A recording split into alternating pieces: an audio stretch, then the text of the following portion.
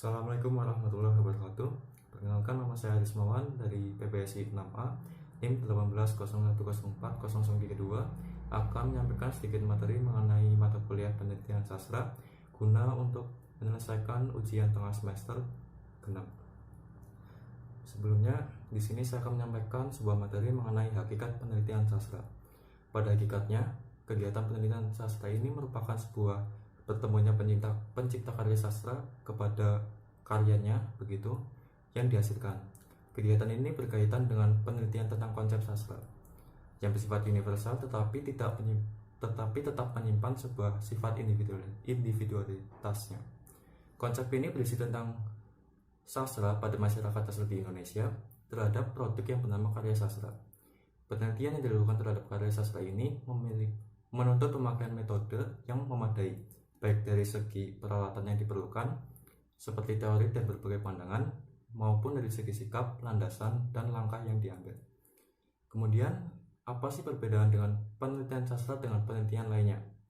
Hal yang membedakan penelitian terhadap sastra dengan penelitian-penelitian lain adalah dapat dilihat dari sumber datanya. Dalam penelitian lain, sumber data biasanya berasal dari informan atau populasi atau sumber data lainnya. Dalam penelitian sastra itu menuntut dua macam penelitian, yaitu penelitian kepustakaan dan penelitian lapangan. Sumber data dapat berasal dari kegiatan penelitian terdahulu. Kemudian penelitian sastra sebagai penelitian kualitatif. Bagaimana sih penelitian sastra terhadap penelitian kualitatif itu seperti apa?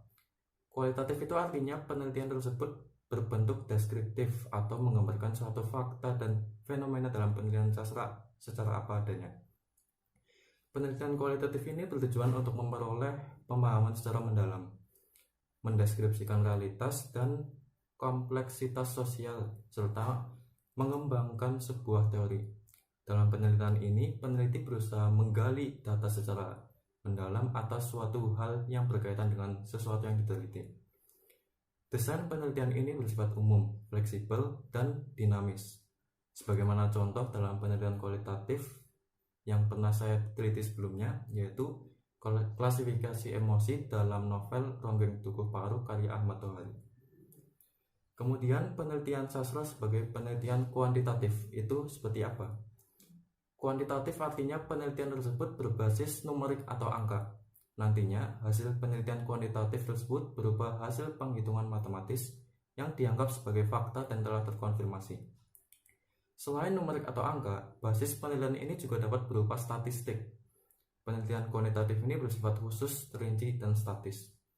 Sebagaimana contoh dalam penelitian kuantitatif, yaitu saya mengambil judul dari upaya meningkatkan kemampuan menulis puisi mahasiswa pendidikan bahasa dan sastra Indonesia Universitas Muhammadiyah Purwokerto semester 6 melalui media Instagram. Kemudian selanjutnya penelitian sastra sebagai penelitian terapan itu bagaimana?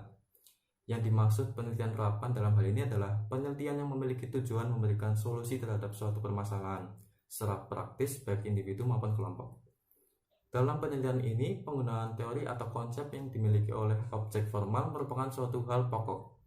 Hasil penelitian ini tidaklah harus baru, melainkan merupakan aplikasi dari penelitian yang sudah ada.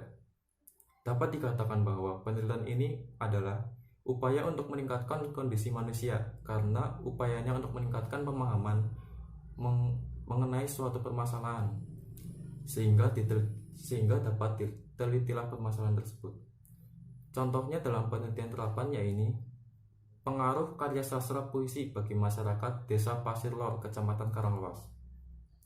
Kemudian, saya akan membahas tentang pengertian data, sumber data, beserta contoh. Ini merupakan hal penting dalam sebuah penelitian sastra.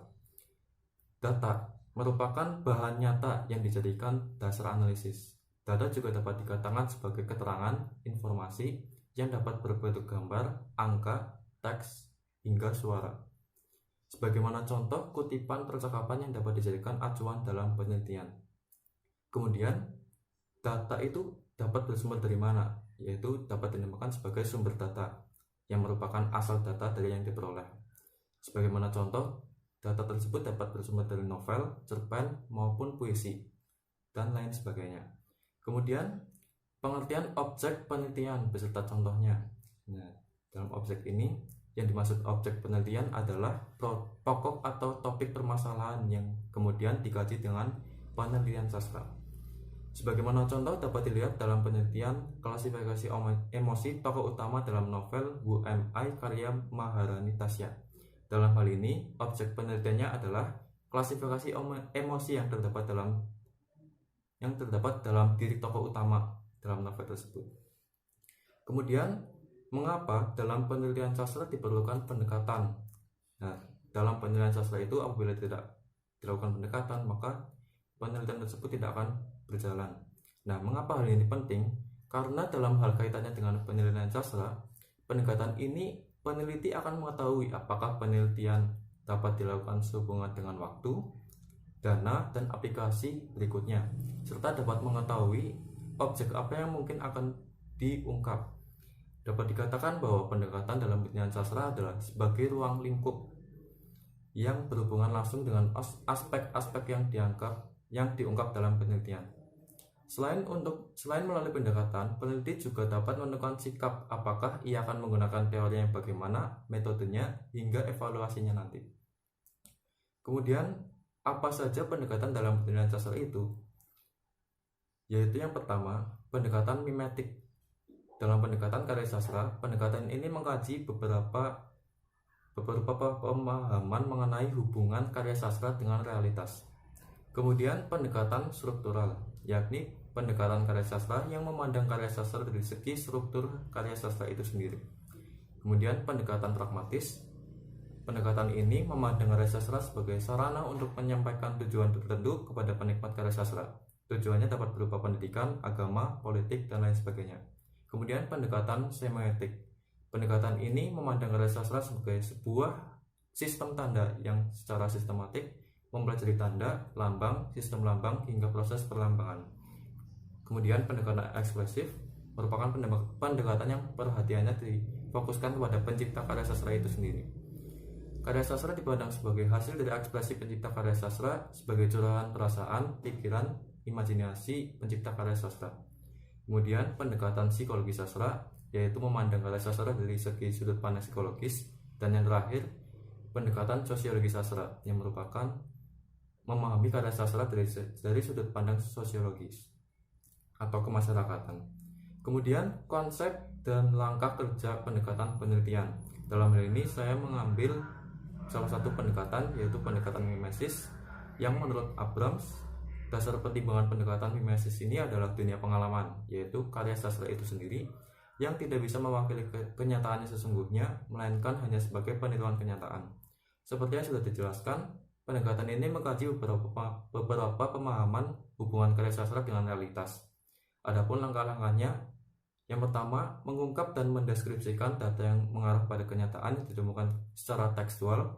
Kemudian yang kedua, menghimpun data pokok atau spesifik sebagai variabel yang dirujukan ke dalam pembahasan berdasarkan kategori tertentu. Kemudian yang ketiga, membicarakan hubungan spesifikasi kenyataan dalam teks karya sastra dengan kenyataan fakta realita. Kemudian selanjutnya, menelusuri kesadaran tertinggi yang terkandung dalam teks karya sastra yang berhubungan dengan kenyataan yang direpresentasikan ke dalam karya sastra. Kemudian, teknik apa saja dalam pengumpulan data dalam penelitian karya sastra itu? Teknik pengumpulan data dalam penelitian sastra diantaranya ada teknik observasi yang merupakan proses pengumpulan informasi secara terbuka dan langsung dengan melakukan pengamatan atau pengumpulan data. Kemudian ada teknik wawancara, merupakan aktivitas pengamatan dalam proses penelitian dengan teknik pengajuan pertanyaan kepada satu atau lebih partisipan. Kemudian yang ketiga ada studi dokumen, yaitu memiliki kesamaan dengan hal kegiatan mengoleksi dokumen yang dapat mendukung proses penyelesaian penelitian, dapat berupa teks, audiovisual, maupun video. Kemudian teknik survei merupakan sebuah proses dan prosedur yang dilakukan untuk tujuan memperoleh ragam informasi dilakukan oleh para penelitian. Kemudian kuesioner merupakan perangkat yang dipergunakan dalam aktivitas survei dengan teknik penggunaan berupa pemberian jawaban yang dipilih oleh responden terhadap pertanyaan yang tercantum pada lembar kuesioner. Kemudian ada pengamatan, yaitu hampir sama dengan observasi, Namun perbedaannya terletak pada periode pelaksanaannya. Pada teknik ini dilakukan pada periode atau tahap penelitian tengah berlangsung. Kemudian ada teknik tes, merupakan teknik yang bersifat menguji variabel atau objek tertentu terhadap hipotesis penelitian. Kemudian yang terakhir adalah triangulasi, merupakan teknik yang bersifat menggabungkan dari berbagai data dan sumber data yang telah ada. Dengan menggunakan teknik ini, seperti peneliti menggunakan teknik triangulasi dalam pengumpulan data. Ia menggunakan observasi partisipatif, wawancara mendalam, dan dokumentasi untuk satu sumber data secara serempak. Baik, mungkin itu saja yang dapat saya sampaikan mengenai materi penelitian sastra. Kurang lebihnya mohon maaf. Wassalamualaikum warahmatullahi wabarakatuh.